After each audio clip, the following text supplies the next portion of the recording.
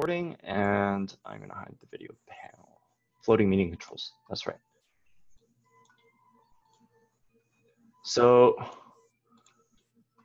okay, yeah, so if anyone joins and asks, please give them the link. Okay, so, all right, so this talk is about LaTeX, and so who is this talk for? So first I'm going to answer who is this talk for, and then how to get faster at LaTeX. So for some of you, right, it might not be your first time with LaTeX. Some of you, it's your first time ever dealing with LaTeX ever. The Rust program is the first time you've ever dealt with LaTeX ever, and you'd have to type up the sets. And if it's your first time, then you might have noticed that typing up these things is kind of slow. And that is true, because the first time you start LaTeX, it'll be slower.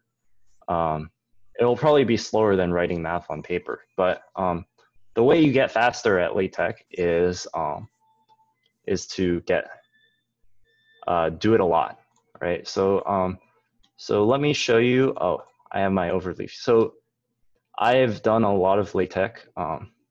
So like this is like every single overleaf project that I've started, and there are like, yeah. So there are things from like 3 years ago. So I've been doing this for a while. And the more you do it, the faster you get. It's really that simple. So, but first I should answer who this talk is for. And this talk is for people who haven't started serious projects. So for example, this is not a serious project. I quit this. So let me X that out. So for example, I'm writing this book, right? Well, because I TA'd, so the reason is because I TA'd for, it's not in here. I TA'd for a class, and I wrote notes. Oh, you do not want to see that. But anyway, so I like wrote notes for my discussion section, and so it turned into this. Well, it's not a very long thing because I lost motivation to write it. But if you want, like maybe you want to start projects like this, and you might not know how. And it's good to know all the ins and outs before you begin. Okay, so that is not the right text. Oh, did I X out the text file? That's okay. Well, anyway, so then now that we get now before we get into the details, I want to share this quote by Donald Knuth, the inventor of the TeX language. It goes something like, "Beautiful math deserves to be typeset beautifully." And I have no evidence that Donald Knuth ever said such a thing, but it sounds like something that he would say. So beautiful math deserves to be typeset beautifully. And that's why it's worth your time to learn the TeX language, or LaTeX in more specifically. Okay, so first we're going to go over all your editor options, right? So there are 3 main options when doing LaTeX. And these are online, in an IDE, or an integrated development environment. I'm sorry. Let's see. Oh, forget about it. In an integrated development environment, or in a command line editor. So let me first go over the online option. So the main, oh, did I switch? Oh, that's why, because I switched to desktop 1. Okay. So the main online editor, right, the hip new popular editor is Overleaf, which used to be called Share LaTeX before it merged with Overleaf to make Overleaf. And let me mute everyone.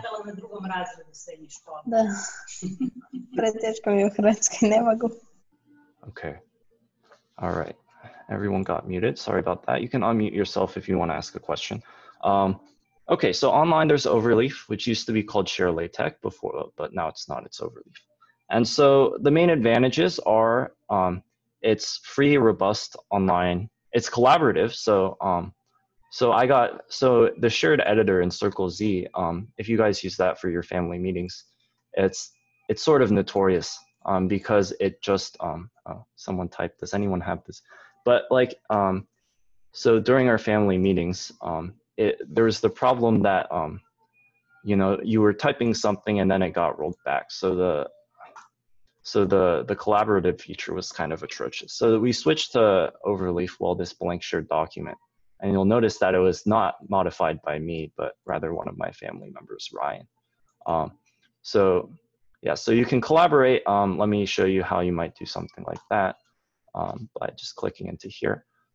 So you can, you know, share here, and then you can turn on link sharing. And then if you know, copy this link, you can join this project and edit and whatever. And so that's the big collaborative aspect, and that's a big advantage of overleaf. Yeah. So do I have? Yes. Okay. Let me post the link. Okay. So that's online, right? And so the next two things I'm going to talk about are offline editor options, right? So offline, right, you might use something called an IDE, or an integrated development environment, right? So this is just sort of special software that you can use to format tech. It has syntax highlighting and all of that. You know, free, robust, offline. Offline because, you know, maybe you're on a plane and you want to compile your LaTeX. I'm not sure that ever happened ever in my life, but there's a certain charm to having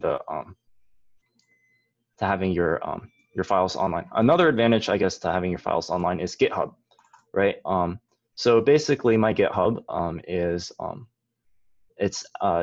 my GitHub username is Jonlin1000, JONLIN 1000. You should follow me. That was not a serious suggestion because there's nothing interesting on my GitHub. All I do on my GitHub is store my tech notes, and so you can do that. Oh, thank you. So you can, yeah. So I use it. I commit my notes, yeah, to GitHub, and that's where you can see my notes. And there are no cool code projects as of yet. I think the largest file I have with actual code in it is probably like 24 lines long, which is kind of sad. But so that's I guess an advantage of offline. And I guess the final thing, which probably not a lot of you will use, is the editor. And I can still demonstrate this in the command line editors. I can still demonstrate this on Windows because I have Vim in. Let me go to where should I go? Let's just go into let's just go into discrete math. Okay. Right, and so in a command line editor, right? So this is probably more applicable to people who use like Linux or Mac environments. So you can use an editor like Vim or Emacs to directly edit your files. And so basically how that works is in the command line, right? If you want to edit, say like book main.tech, right? So I would do vim book _ main.tech. And so Vim has this, right? And so then you can view your file in here, right? And let's say I want to compile, oh, that will be very, because I have a bibliography. So that, and I forget the exact order of commands. So that's a disadvantage of this. So let me go into school and 20 boss notes.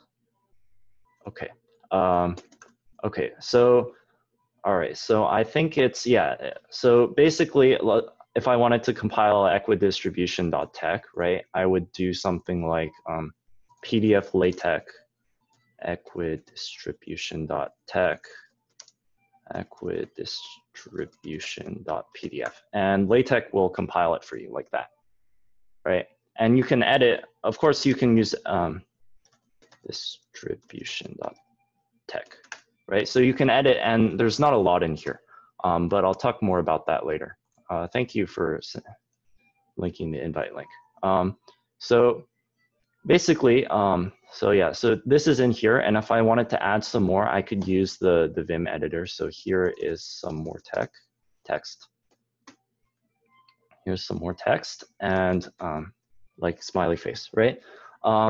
And so basically, so this seems to be less convenient than the other two options, right? But there is a certain charm for it, right? So even basic Vim by itself, right? Vim is the editor I'm in, is pretty fast, right? So if I wanted to delete this line, right, I could just do dd and it would delete itself. And I could d2d to get rid of this white space. And if I wanted to, so normally, right, you have to enter insert mode for Vim to work. But let's say I wanted to open a line in between the input and the section, right? Then I would type a capital O and it would do it for me. So this makes your workflow quite fast. And you have arrow keys on your keyboard. So it's for control freaks. So basic Vim is pretty fast. There's a plugin for Vim called like, I don't know, it's like LaTeX Vim or something like that. And so let me exit out of CMDs. I'm done talking. And it makes LaTeX really, really fast. And one of my friends uses it, and it's crazy how fast he can tech up things. Okay, so I'm done talking about sort of the options you have for using tech. So let me talk about basic document formatting. Okay, so maybe this is a good example. Maybe I can make the text size a little bigger. Control-Shift+. No, that doesn't work. Can I zoom in? No, that's fine. Replace. Well, it's okay. You guys will have to go blind with me. Unless I can. Oh, I can make the font larger. Epic. Okay. So the first thing you'll notice at the top, there's a header called document class, right? So, and in the curly brackets, there's going to be some class file, right? Usually it's article, right? But oftentimes it's some other things, right? So article is the main thing that people are going to use, right? It's for typing up articles, and usually people use it for notes and whatever. There's also memoir, which is used for writing books. And I think the book I showed you earlier, on the book I showed you, that's right here, is coded up in the memoir package. There's also Beamer, right, which is used for making presentations. And if you've gone to one of the counselor lectures where they use slides, most likely they've used Beamer. And I can show you an example of Beamer here.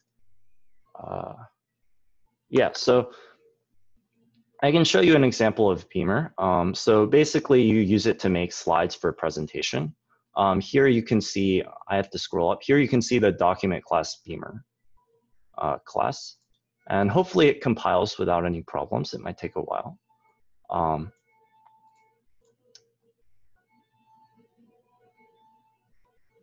Oh man, this is taking a while.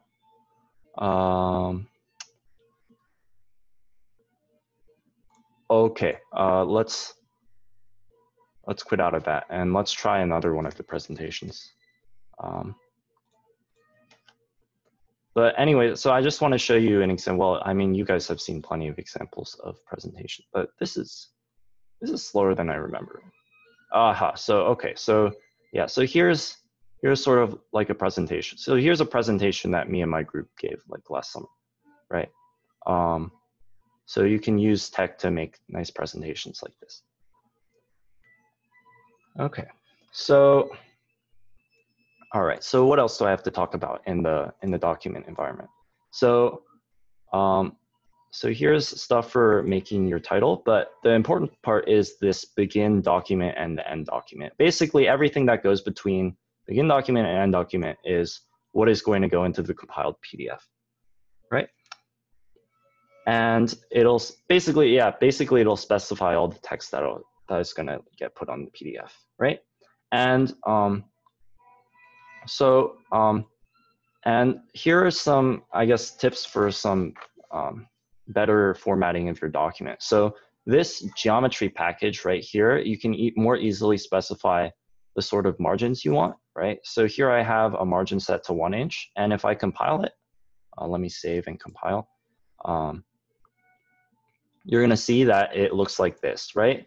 But the default settings don't really look that great. Let me show you what the default settings look like. So if I comment out, so you can use this percentage thing to comment out things. And so if I compile again, it'll look a little bit worse, in my opinion.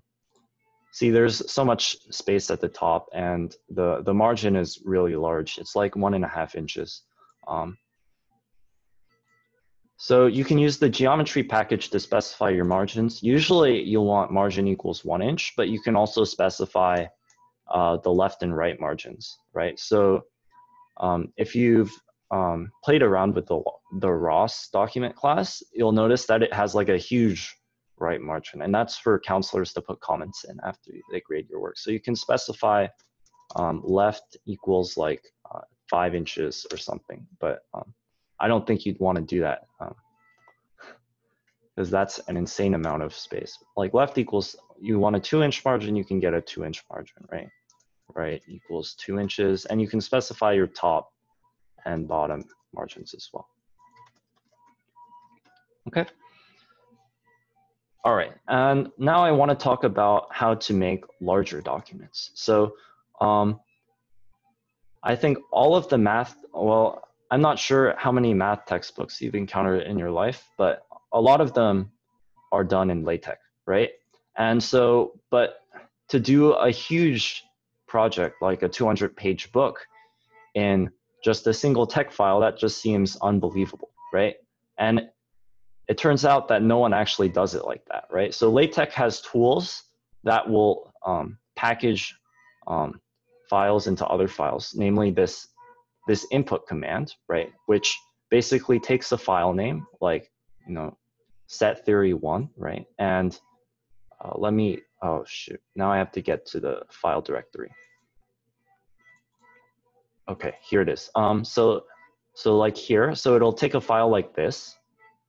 You'll have to excuse me while it opens. So it'll take a file like this, right, which might be, well, it's 139 lines long, right? And it'll basically take all the text here, and when it compiles, it'll just sort of plop it where this line is, right? So this is how, right? So your main document can be very compact, and then you can put many inputs here, right? So it'll make things more organized. Okay, so that's how you can get away with making like a 200-page set of notes without actually having a long-ass document, a long-ass text file to go with. So that's all I have to say about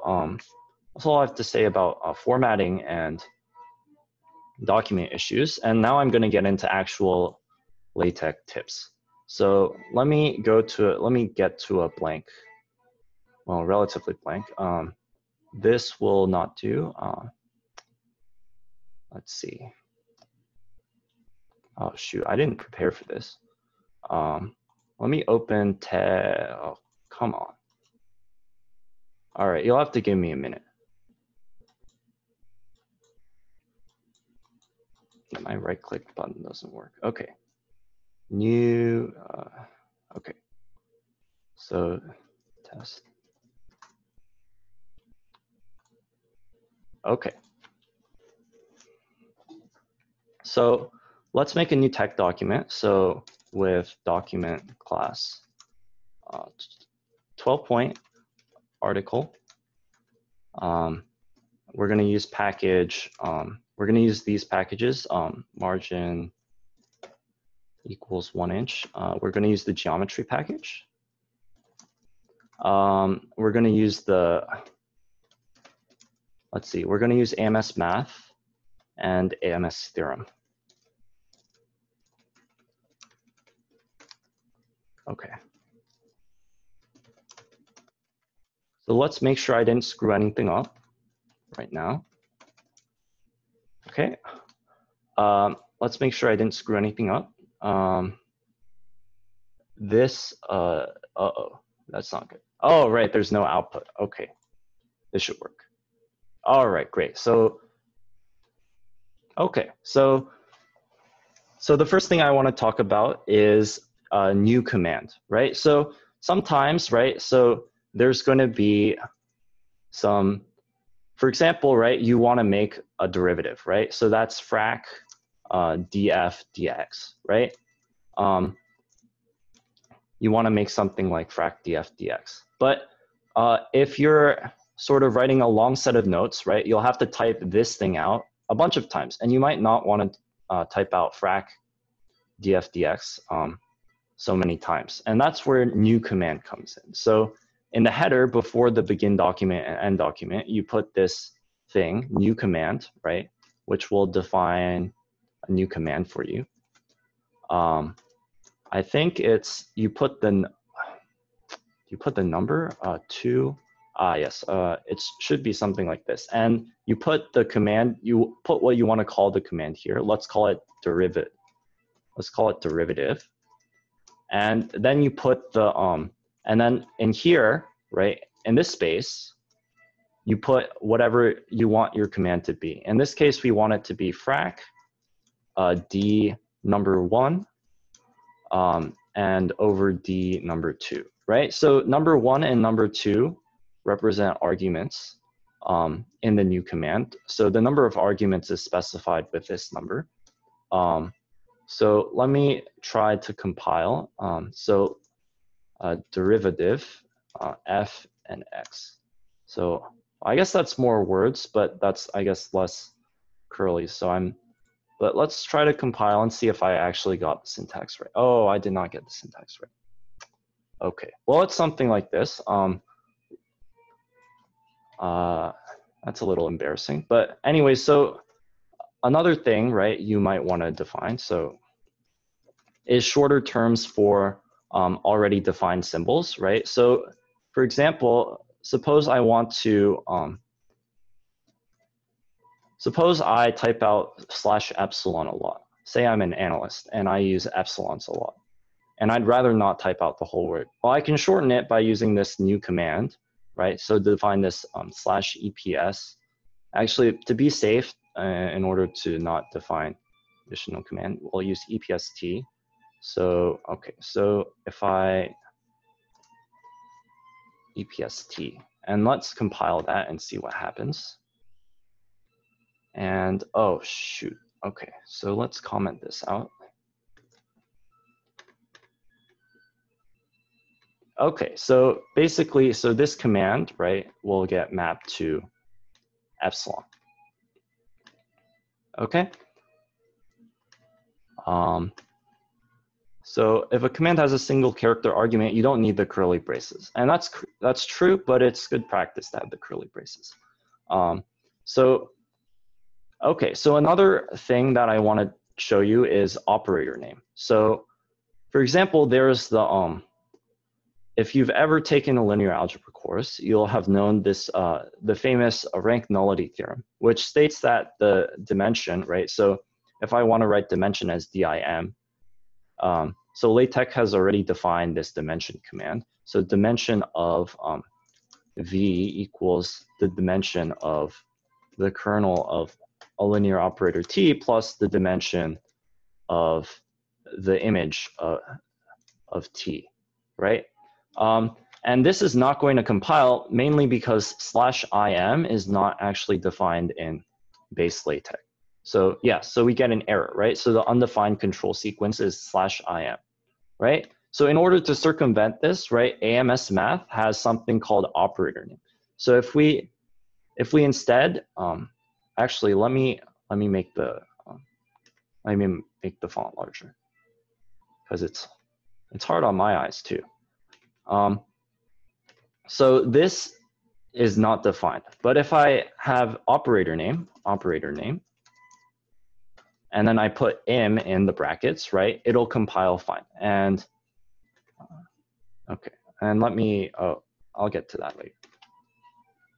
So yes, so you'll see that operator name takes some fancy letters in here, right, and it'll make them into a math operator, like sine or cosine or tangent or things like that, or dimension, right? So it's very useful, and you can use it in conjunction with new command. So let's say I wanted to define, let's say I wanted this to work, right? So dim \mt, right? Say I desperately wanted this to work, right? So then I can define a new command in the document header, new command \im, and then I can, so then this will be a macro for operator name of im.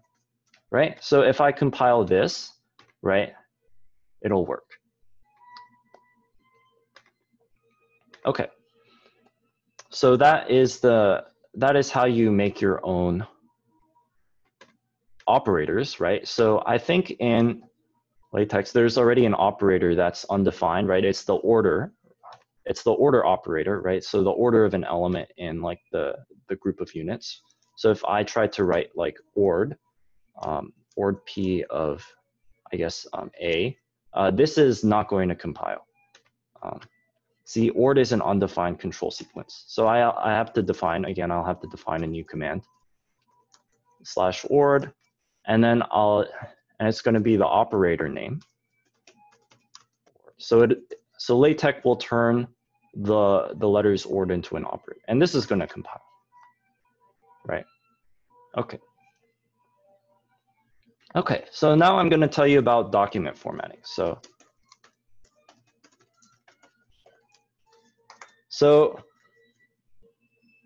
the convention is that so I see a lot of people, they'll use single dollar signs to denote S is a variable, to denote this, right? So this is fine. I see a lot of people when they make centered lines, when they want like an equation to be centered, they'll use quadruple dollar signs like this, right? So x squared plus 1 equals 0.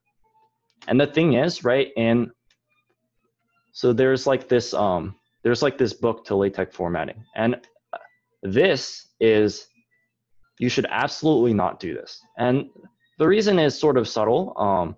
It's because so double dollar sign is a base tech operation. So LaTeX is built on tech, which Donald Knuth invented, right? And so this is base tech, and so it's not guaranteed to have expected behavior. And in some edge cases, right, if you do this double dollar sign, things won't have expected behavior. So instead, what you want to do is you want to do this / bracket thing. So it's / bracket and / bracket. And so this basically does the same thing as the double dollar sign, except it doesn't have any of the problems that double dollar sign does. And with this single dollar sign thing, well, that's okay because I do it too. But I think like if you wanna be like if you're like what do you call it? If you're a nag, you would use this. So it would be a / parentheses. You would replace the dollar sign, because dollar sign, of course, is native to tech and not LaTeX. So you might use this thing instead. But you can use, in general, you can just use dollar sign. That's fine. So let's see. Oh, yes. Okay. So now I want to talk about parentheses. And here's where you might know something. So if I go into display mode, right, which is just the mode where you have, and I wanted to type frac A over B plus frac C over D equals 2. And let's see what happens when it compiles, right? So we get A over B plus C over D equals 2. But the parentheses are too small for the fractions. So this equation looks kind of ugly. Well, not to worry. So you want to use here the left and right environments. So \left and \right. And after this \left, you want to put whatever you put here. So \left, you can put a parenthesis, you can put a bracket, you can put a / curly braces, because the curly brace, of course, is a protected symbol. So you need to escape it in order to get set theoretic notation, right? So here, right, to fix the ugly formatting, right, I would put \left. So \left and the parentheses, and at the end parentheses, I put a \right. And once I compile it, it'll look nice.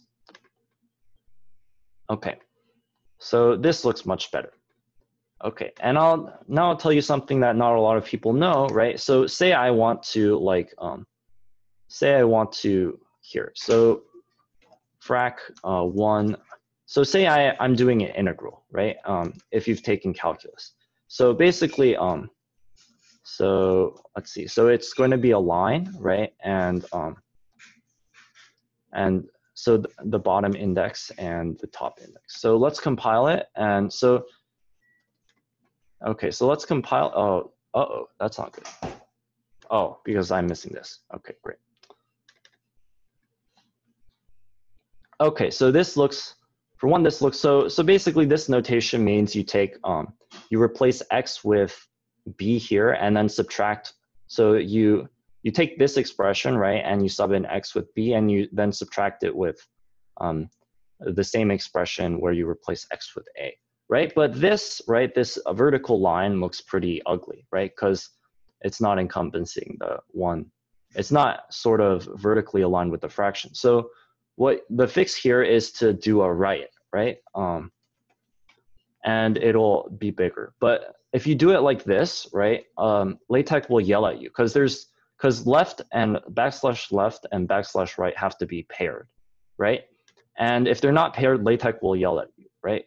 LaTeX yelled at me and told me there's an extra right.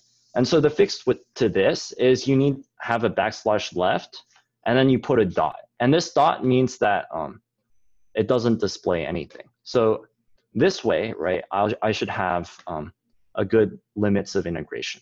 So this looks much better, right? So that's something to say about /left and /right.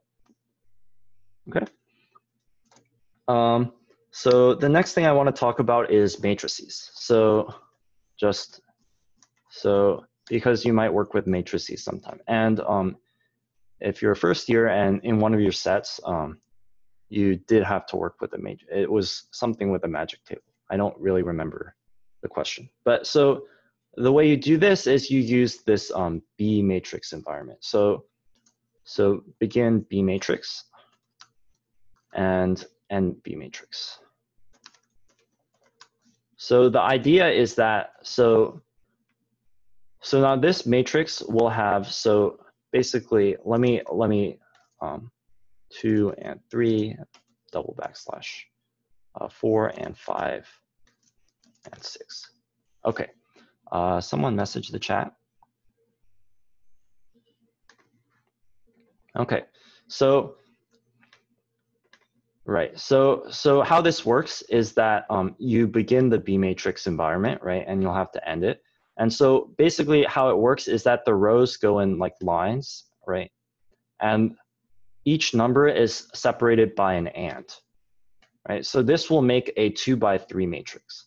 And so if we compile it, we'll see the 2x3 matrix right here. So this is basic matrix syntax.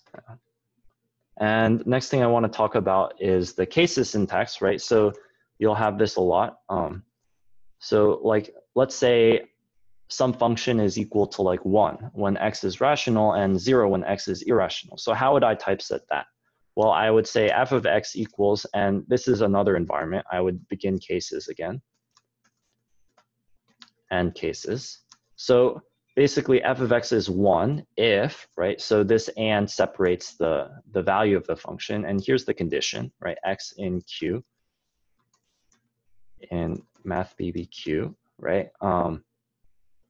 And then to get another case, I'll have to escape with double /. And then it's 0 and x / not in math BBQ. So this is how you would make a sort of piecewise function. Okay. All right, how am I doing on time? Oh, great, I have plenty of time. Oh no, that's not good. Oh, it's because I forgot to escape. I forgot to end. Okay, great. Oh, are you kidding? What the hell? Oh, it's because I did not use, I need to use another package.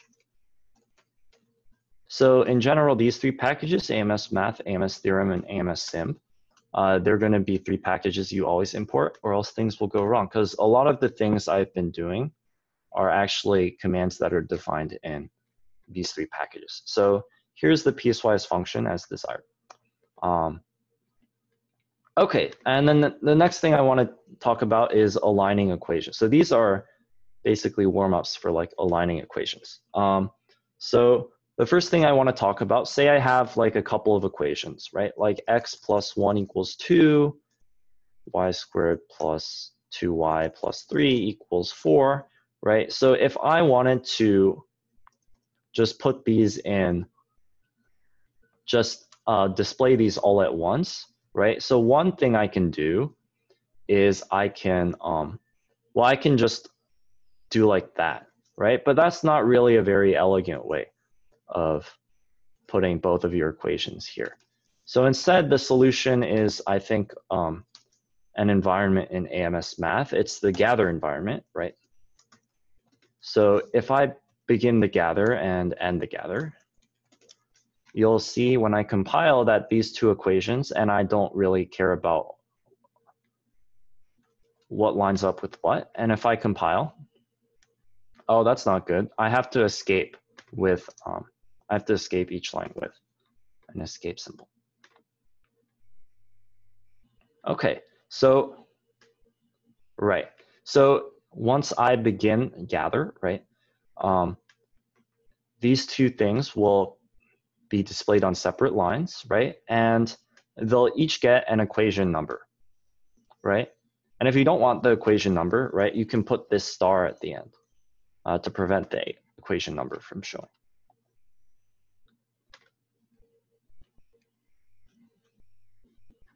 So like that. Oh, it was there for a second. It disappeared now. Okay, that's good. Okay, and the next thing, so now, right, we're gonna talk about a more advanced environment, the line environment. So how this one works, right, is if you want to line up equations, right? So so say I want to do like a many line computation, right? So like A equals B equals C equals D equals E, right? I wanted to show that A equals E and we're done. So here's how we can do that, right? So I can A and equals, right? B and equals C. I need to escape. And equals D and equals E. Okay, so what does the and do? And then you don't escape the last thing. So what does the and do? The and lines up these equations so that they're displayed nice. So let's, uh-oh, that's not good. Oh, duh. Okay. Great. So when when you type it out, right, so A equals B, right, and this doesn't look very impressive, but that's just because these things aren't very long. And since they're not very long, they really should go on their own line to look better, but it's okay. So this is just to illustrate the idea that the ands here line the equals. So like if I put the and here right next to the C instead of the equals, you'll see what happens. The C will go like right here. Okay, so hopefully, so this line environment is very useful when you want to type out long computations.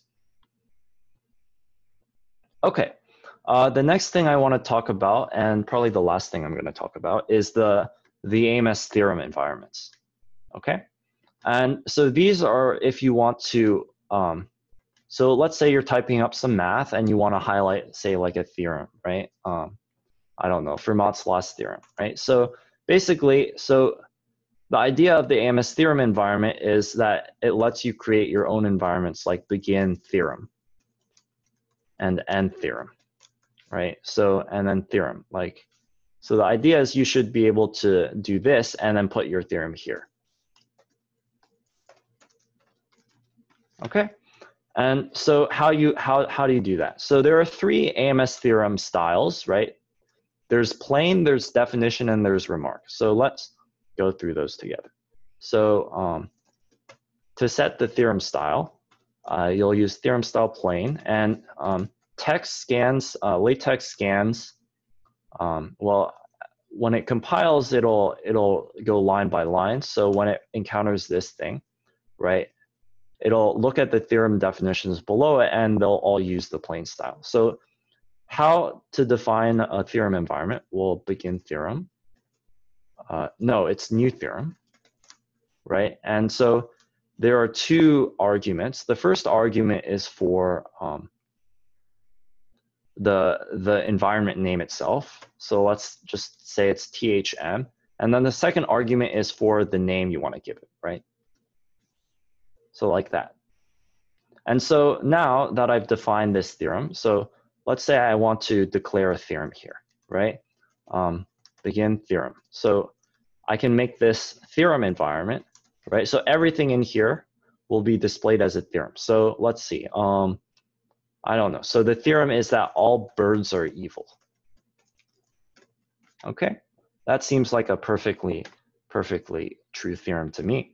So you'll see that it gets put in its own environment. And if you don't specify it, it'll number a certain way. But I never really dealt with that because it doesn't really apply to me. So all birds are evil, right? And AMS theorem also comes with its like proof remark, right? Which some of you might already use. It comes with a proof environment, right? So the proof is that, well, it's obvious that birds are evil. And so let's see. So theorem 1, all birds are evil. Proof, well, it's obvious. And then at the end, there's a nice little square here. And there's a way to redefine the proof command so that you can replace the square with something else. And if you're interested, you can Google that. Right, so that's the plain theorem style, right? So the plain theorem style will sort of bold the theorem, and then it'll sort of italicize the text, right? There's also the definition theorem style, right? Which is what I use. I make more definitions than I do theorems. So, and I'll use a new theorem, so definition, and the name will be, I guess, definition, right? So we can begin a new definition at the bottom, like this, right? So let me see. Let me define. A bird is a bird. How about that? So if I compile, right, the definition will come here. A bird is a bird, right? Hopefully that's clear enough, right? And then there's also a remark theorem style, which is used to make remarks. So I guess I'll show you that, but I don't use this one often. So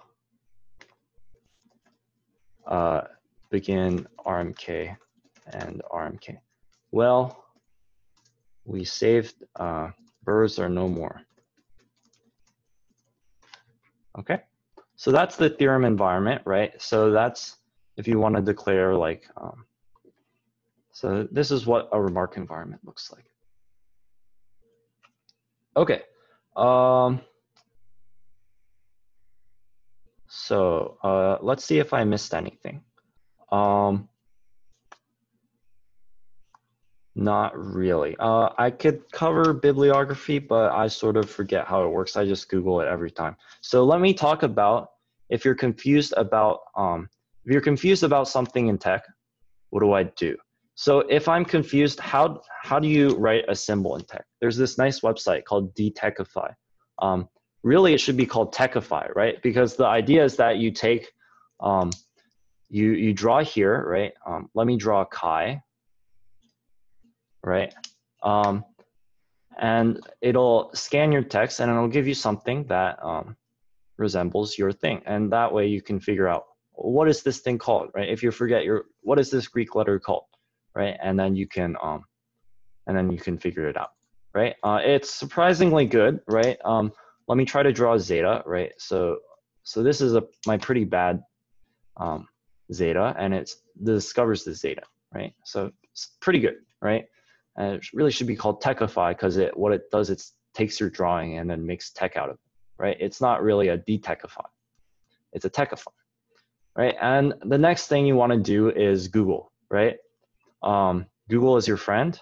If you have a question about tech, chances are someone else has already asked that question, and yet another person has already answered that question, right? So let's say I want to replace let's say I want to replace the square here with a smiley face, right? So how to replace box in proof environment, like that. See? Okay. So an empty square box, see? So if you smart Googling like that, you'll find something like that. So, right, and one might proceed as follows, right? And so you'll get detailed answers for everything you have. So that is all I want to talk about, unless anyone has any questions about something specific. That's just sort of the basics on writing your own documents and not making people mad about being a newbie. So hopefully I've given you everything you need to to do things on your own. So let me. I mean, if there are any questions, you got to yell them out now. And if not, I'm going to stop the recording in 5, 4, 3, 2, 1.